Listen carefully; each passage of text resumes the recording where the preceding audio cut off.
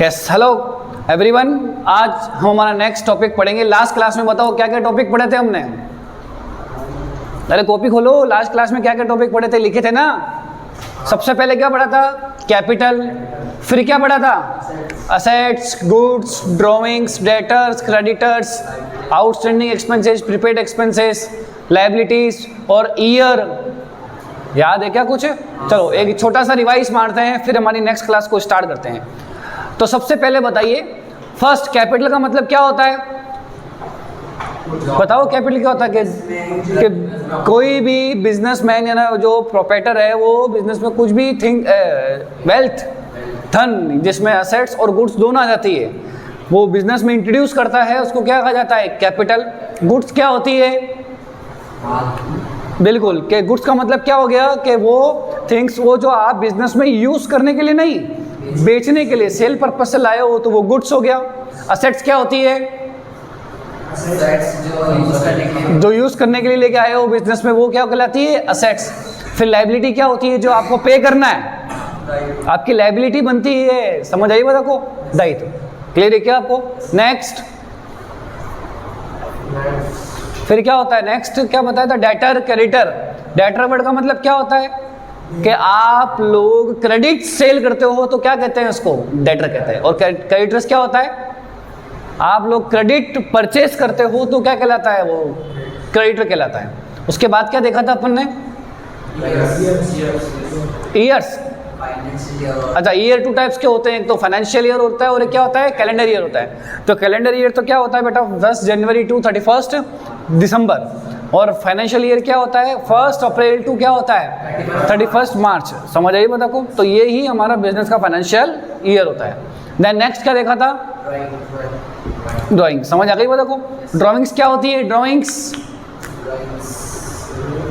अरे personal use के लिए जो भी ओनर बिजनेस से लेके जाता है उसको क्या कहा जाता है? ड्राइंग्स। और अगर लगाता है तो कैपिटल। क्लियर है क्या बेटा? आउटस्टैंडिंग एक्सपेंसेस और प्रीपेड एक्सपेंसेस का मतलब बताइए क्या है?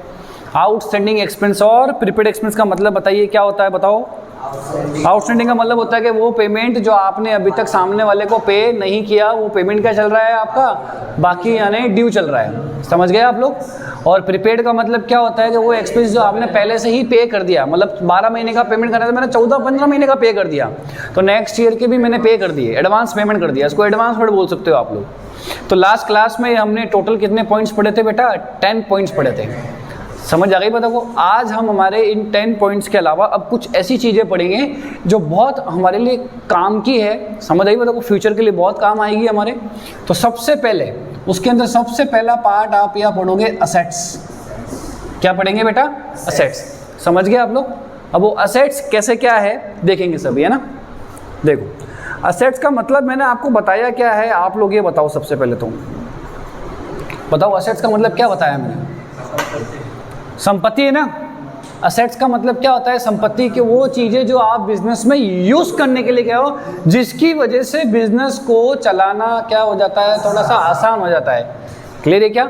अगर मैं बेटा काउंटर नहीं लगाऊंगा उस जनरल स्टोर में, तो मैं लगा के तो ऐसे भी बैठ सकता हूँ।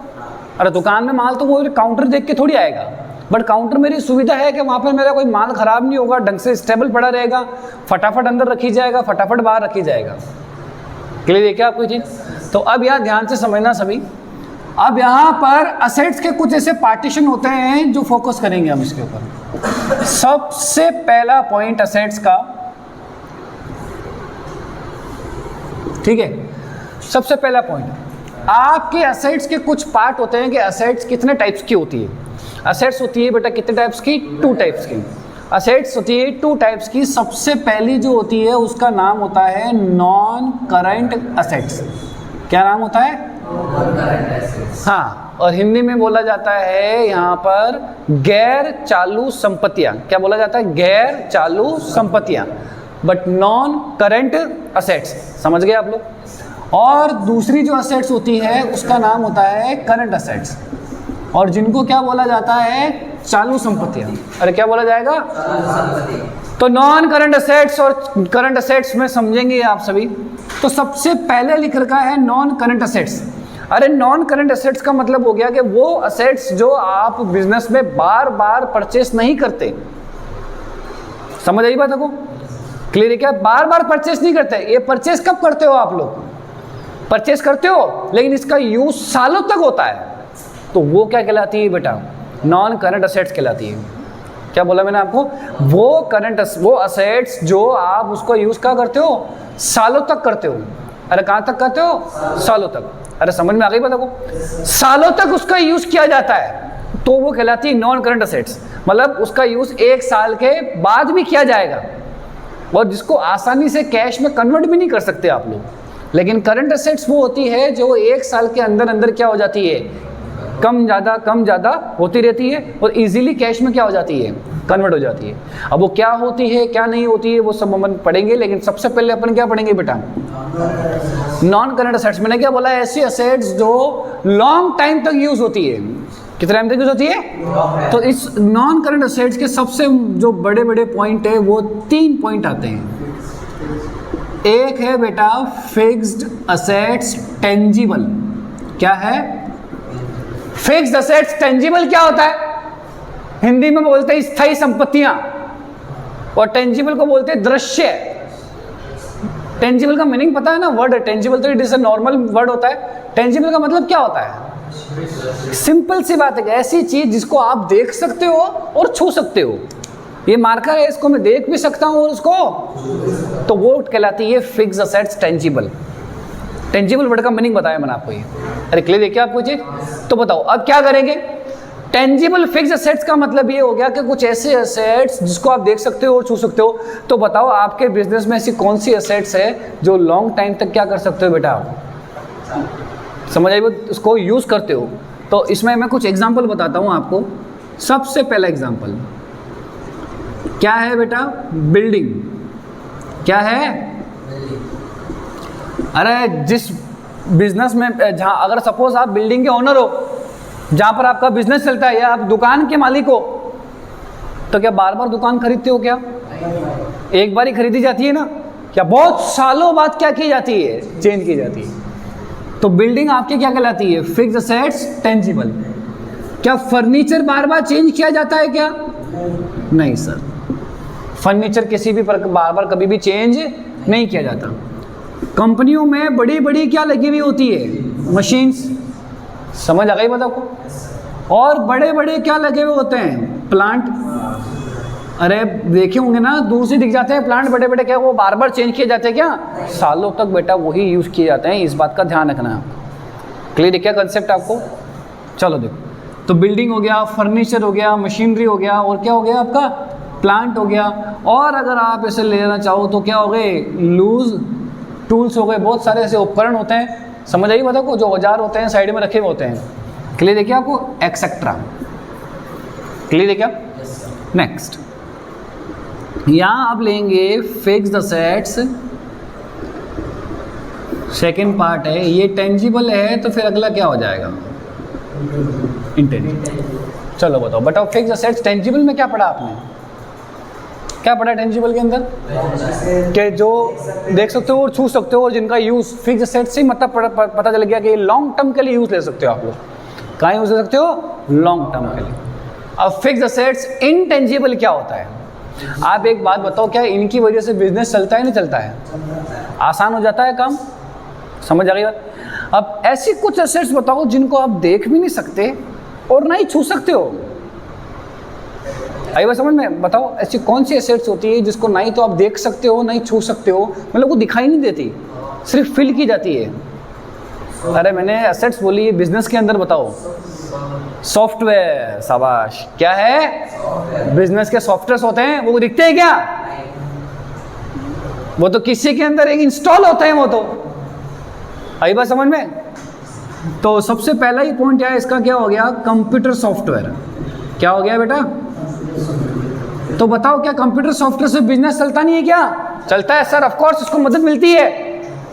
और बताओ जिसकी वजह से किसको मदद मिलती है? लोग जल्दी आते हैं अपने पास ना। वो लाइबिलिटी हो गया नहीं दिखती है ना, वो तो दिख रहा है ना, सोलर तो जहाँ पे आ रहा है दिखता है ना। बताओ चलो ना, वो कंप्यूटर, वो तो खर्चा हो गया, वो तो मतलब मंथली खर्चा हो गया वो तो। अरे गुडविल, गुडविल समझते हो, ख्याति कहते हैं इसको। और मारवाड़ी भाषा में नहीं कह सकते, व्यापारी भाषा में इसको कहा जाता है पेट, कि मार्केट में इज्जत, रेस्पेक्ट।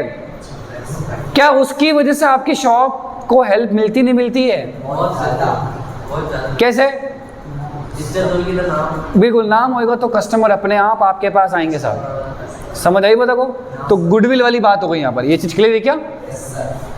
तो गुडविल तो बहुत बेसिक वर्ड है। अब जो है वो है इम्पोर्टेंट। 3 ऐसे पॉइंट मैं बोलूँगा तो आपको ध्यान रखना है, ठीक है। सबसे पहला यहाँ लिखेंगे पेटेंट, फिर है कॉपीराइट,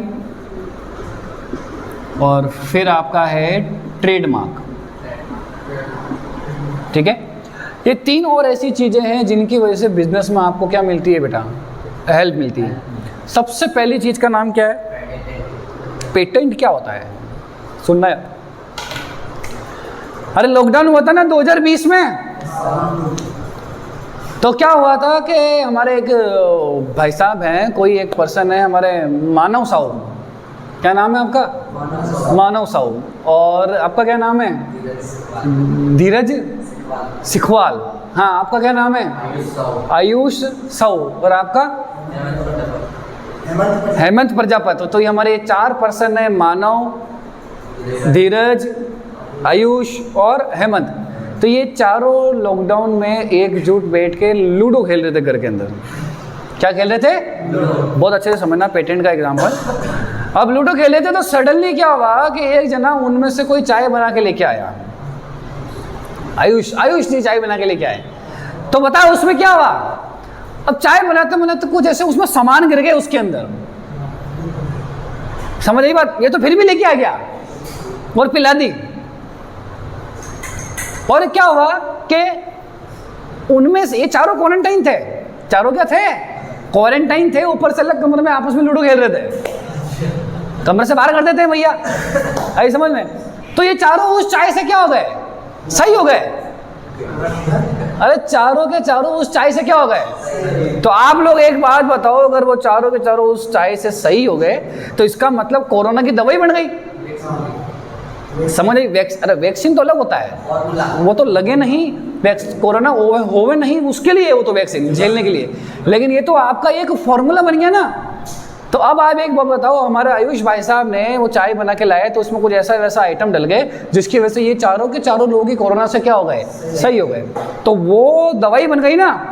तो अब एक बात बताओ, अगर उस दवाई का फॉर्मूला अगर ये कोई और चुरा के बोल देता ये किसने बनाई है, उसने बनाई है, तो बताओ झगड़ा होता नहीं होता?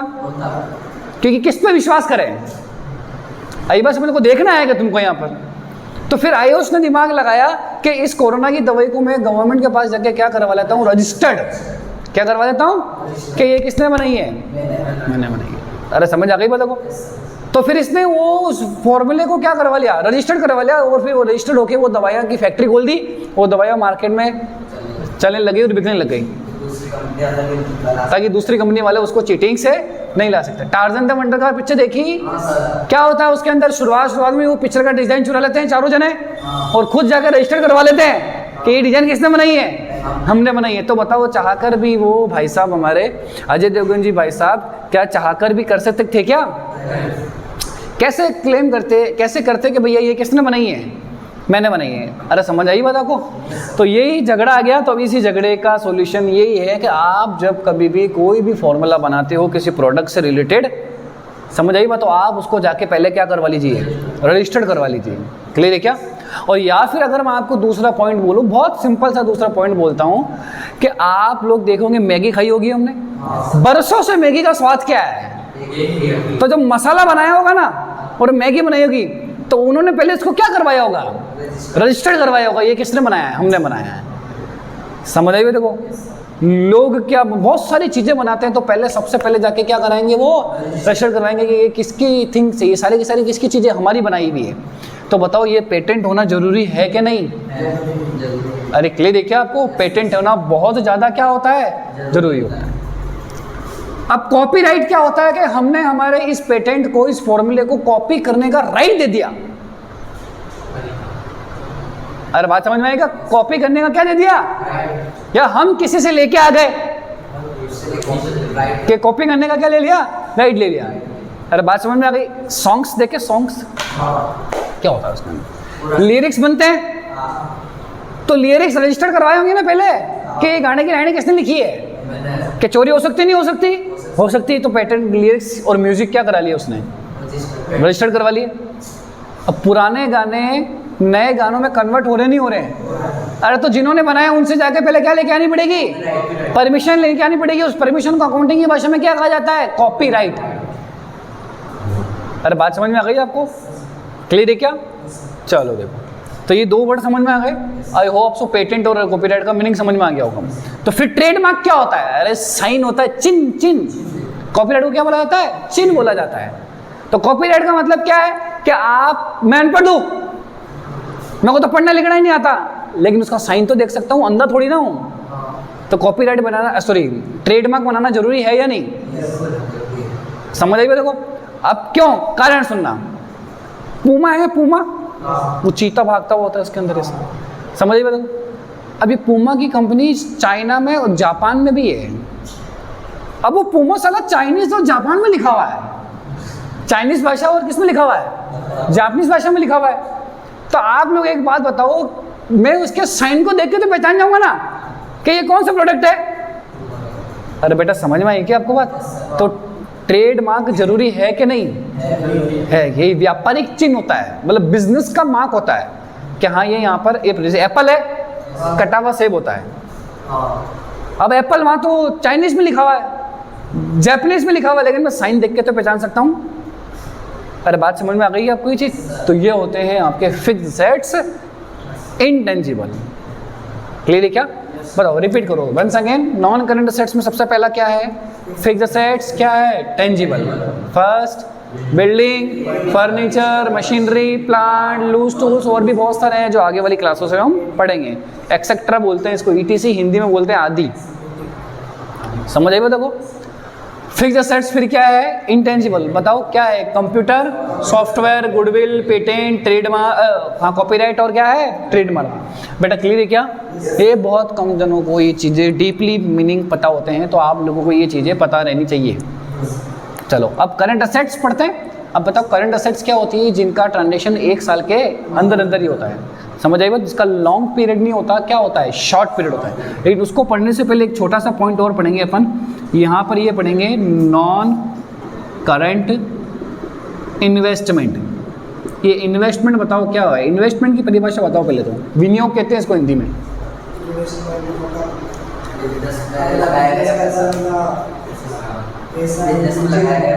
बिजनेस में लगाता है पैसा अपन, कैपिटल लगाना, वो भी क्या एक तरीके का इन्वेस्टमेंट है। लेकिन आप लोगों में से एक सिंपल सी बात करूं, इन्वेस्टमेंट की बहुत आसान सी परिभाषा बताता हूं। इन्वेस्टमेंट का मतलब हमेशा जान करके आप ये बताओ इन्वेस्टमेंट का मतलब क्या होता है।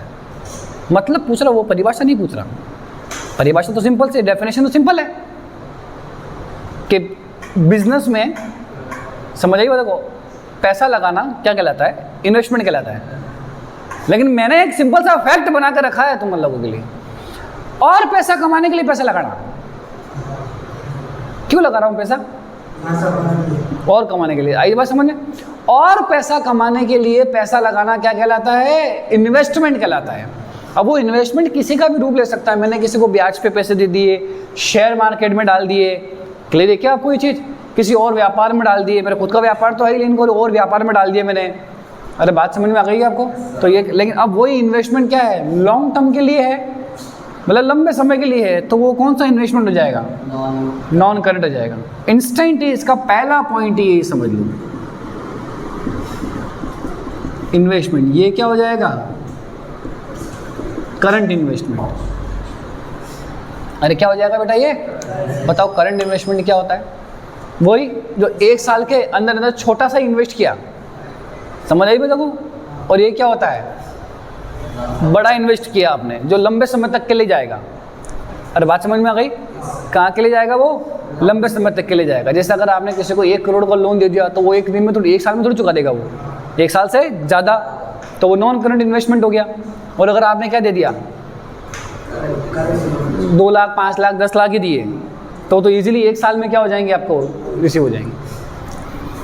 नॉन करंट इन्वेस्टमेंट के बाद और करंट इन्वेस्टमेंट के बाद अब सुनना, कुछ ऐसी चीज़ें हैं, स्टॉक को भी क्या बोला जाता है, करंट असेट्स। स्टॉक 1 साल में आता जाता नहीं है क्या, कंटिन्यू आता है, कंटिन्यू क्या होता है, जाता रहता है। बताओ, स्टॉक के बाद डेटर क्या है बेटा, तो डेटर भी क्या होते हैं, समझ आएगा, करंट असेट्स होती ना, क्योंकि जिसको हमने क्रेडिट सेल किया उसका पैसा क्या होता रहेगा, अरे बात समझ में आ गई, अब आता और जाता रहेगा। क्या है, कैश और क्या है बेटा, बैंक बैलेंस। तुमने कैश और बैंक बैलेंस है तो वो भी क्या होते रहते हैं, आते जाते रहते हैं। अरे बात समझ में आ गई, चलो ठीक है, बहुत है इतने के लिए, आपको फिर बाद में और बताएंगे। समझ आ गई बात को, चलो आई होप सो आपको ये समझ में आ गया क्या पूरा का पूरा। ये असेट्स का पूरा पार्टीशन होता है जिसको आपको बहुत अच्छे से और तरीके से याद करना है। क्लियर है क्या, कुछ और मैं पॉइंट लिख देता हूँ तो आपको यह समझ में आ जाएगा। प्रीपेड एक्सपेंसेस, कल पढ़ा था ना प्रीपेड एक्सपेंसेस,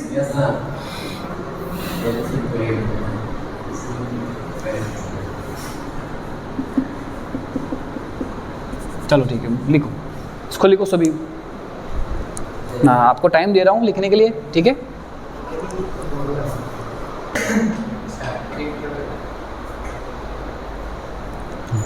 चलो लिख लिया आप लोगों ने, यस सर। हाँ जी लिख लिया, नहीं तो फिर मेहरबानी करके लिख लीजिएगा इसको एक बार के लिए।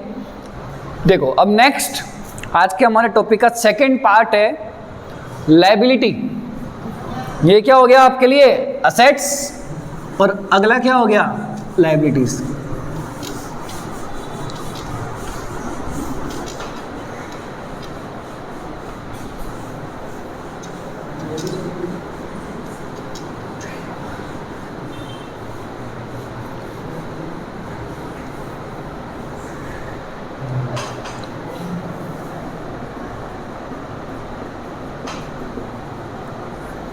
लायबिलिटीज को बोला जाता है हिंदी में दायित्व। क्या बोला जाता है, दायित्व। देखो यहाँ से, अब लायबिलिटीज को यहाँ दायित्व बोला जाता है, तो लायबिलिटीज भी आपकी 2 टाइप्स की होती है।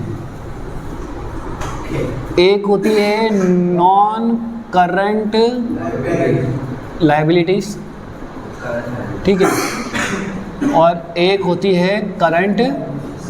हालांकि आपसे मैं अगर सिंपल सी बात करूं तो लायबिलिटी की और भी 2 पार्ट होते हैं, बट वो हमारे नेक्स्ट स्टैंडर्ड के लिए, 12th क्लास के लिए ये, ठीक है, हमारे अकॉर्डिंग टू 11th क्लास के लिए यही इनफ है।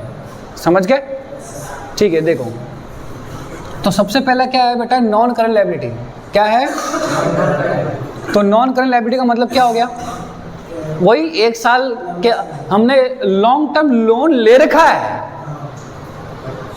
अरे बात समझ में, एक ही चीज़ है यहाँ पर, तो क्या चीज़ बोली मैंने आपको यहाँ पर, लॉन्ग टर्म। लॉन्ग टर्म का मतलब क्या, तो जो 1 साल से क्या हो ज़्यादा, तो लॉन्ग टर्म लोन आपने ले लिया। अब वो लोन 2 टाइप्स के हो सकते हैं बेटा, एक होता है सिक्योर्ड और एक क्या होता है,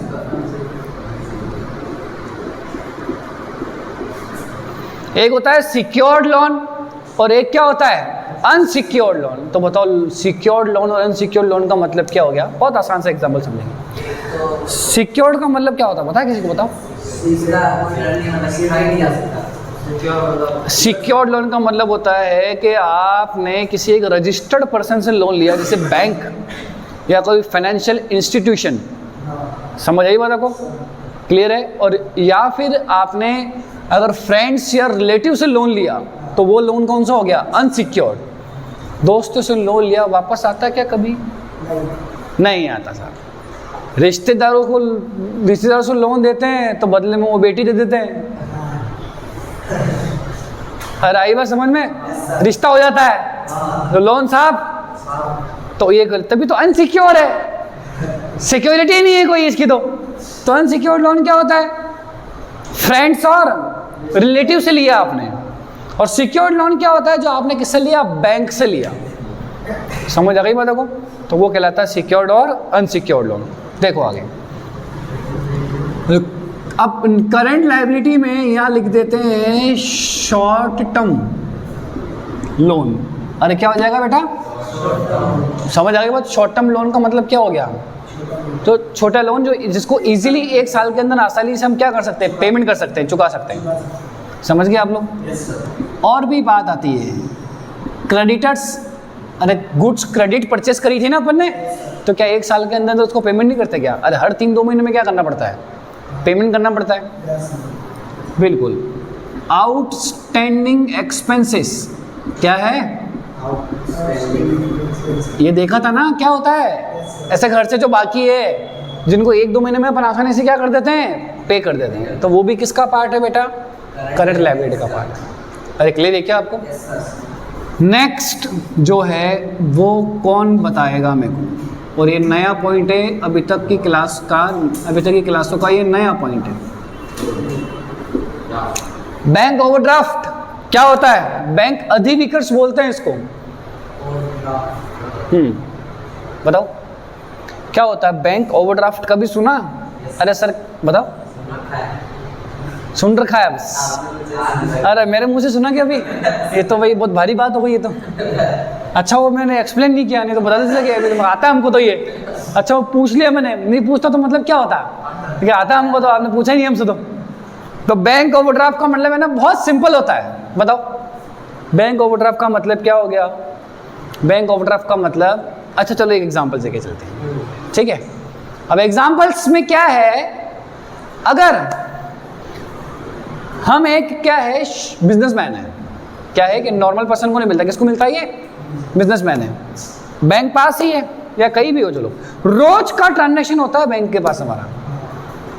तो एक दिन क्या हुआ, बैंक में मेरे 50,000 रुपये पड़े थे और मुझे सडनली जरूरत हो गई 70,000 की। कितनी जरूरत हो गई? लेकिन मेरे बैंक अकाउंट में जमा कितने हैं? आई बात समझ में? अरे मेरे मामा के लड़के थोड़ी बैठे अंदर, ले जा भाई कल दे दीजिए, कल दे देना, ऐसा लिखा हुआ क्या? लेकिन एक बात बताओ, वो उस बिजनेसमैन को 20,000 रुपये एक्स्ट्रा दे देगा, क्योंकि उसको पता है, उसका स्टेटमेंट देखा उसने कि डेली भरोसा, डेली ट्रांजेक्शन करता है ये, तो अगले दिन आएगा तो 20,000 रुपये में इसका क्या कर लूँगा, जमा कर लूँगा। अरे बात समझ में आई? तो इसी को क्या कहा जाता है, बैंक ओवरड्राफ्ट, के जितना ड्राफ्ट आपका जमा था उससे ज़्यादा आपने क्या कर लिया, वहाँ से ड्रॉल कर लिया। तो ये 20,000 रुपीज़ की जो मनी है वो क्या कहलाती है, बैंक ओवरड्राफ्ट कहलाती है। अरे बेटा कंसेप्ट क्लियर देखिए आपको, बैंक ओवरड्राफ्ट का मतलब लाइफ टाइम याद रहेगा ना। क्या होता है बैंक ओवरड्राफ्ट का मतलब, कि जितनी अमाउंट आपकी बैंक अकाउंट में डिपॉजिट है, समझ रही हो, तो करंट अकाउंट में उससे ज़्यादा अगर आप विड्रॉल करके लेके आ जाते हो तो वो एक्सेस मनी ही क्या कहलाती है, बैंक ओवरड्राफ्ट कहलाती है। बेटा क्लियर है क्या? समझ आ गई बात? तो ये बैंक की अपनी रिस्क पे है, क्या पता दुकान बंद हो रही हो शाम को, शटर लग रहे हैं, डाउन लग रहे हो, तो ये किसकी रिस्क पे डिपेंड है, समझ आएगा? बैंक की रिस्क पे डिपेंड है। अरे क्लियर है क्या आपको ये चीज़? तो ये सारा का सारा बेटा देखो, आज का हमारा टॉपिक था असेट्स पढ़ ली हमने, और क्या पढ़ ली, सारी की सारी लायबिलिटीज पढ़ ली। क्लियर है क्या आपको? चलो ठीक है। तो आपसे एक छोटी सी रिक्वेस्ट है, विनती है कि कल वाली क्लास जो अपन ने पढ़ी थी, या फिर जिन्होंने नहीं पढ़ी है तो आपको मेरे डिस्क्रिप्शन बॉक्स में मिल जाएगी। इसी क्लास के लेक्चर नंबर 2 है हमारा ये, और इसी लेक्चर नंबर 2 में लेक्चर 1 की क्लास आपको डिस्क्रिप्शन बॉक्स में मिल जाएगी। तो आप सभी सबसे पहले फर्स्ट ऑफ ऑल लेक्चर 1 देखिए, और उसके बाद फिर क्या देखिए आप लोग, लेक्चर 2 देखिए। समझ आ गई बात को? तो इसी तरह हमारे साथ बने ही रहिए। Good day, thank you.